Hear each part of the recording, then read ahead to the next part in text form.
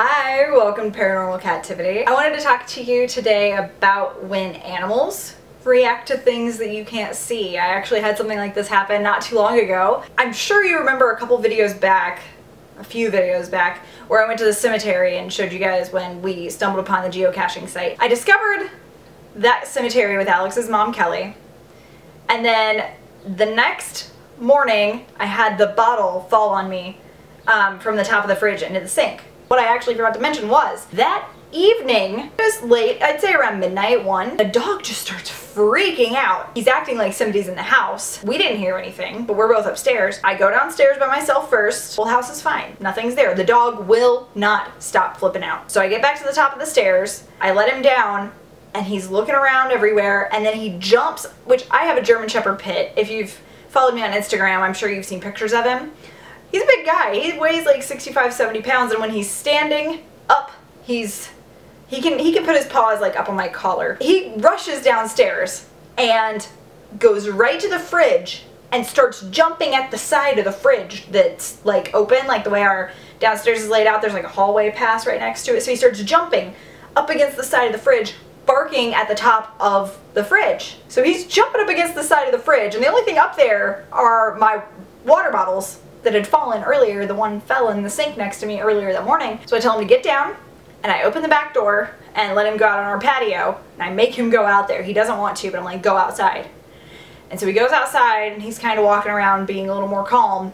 Alex comes downstairs and he's like, is everything okay? And I just go, if there's something in this house that I brought home, that I invited home, if you're cool, you can stay. You can't be freaking out my dog. Don't do that. That's not cool. And then I got my dog back in the house, and he was totally chill, went right back up the stairs, went to bed.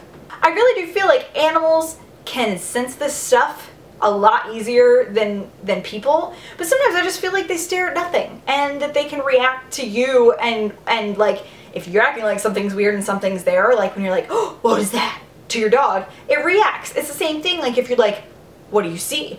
It's gonna pick up on the fact that it's like a different type of voice, so it's gonna think that you're playing with it. So I don't feel like every instance where your dog is like looking around the room and then starts like acting funny is necessarily from that, but in that instance, he's never acted that way before, and we've had him about 4 years. I know that that is a different instance. I've never had indoor pets until my dog. Growing up, we had outdoor animals. We had two at a time, outdoor dogs. My first one died, and then I had another one.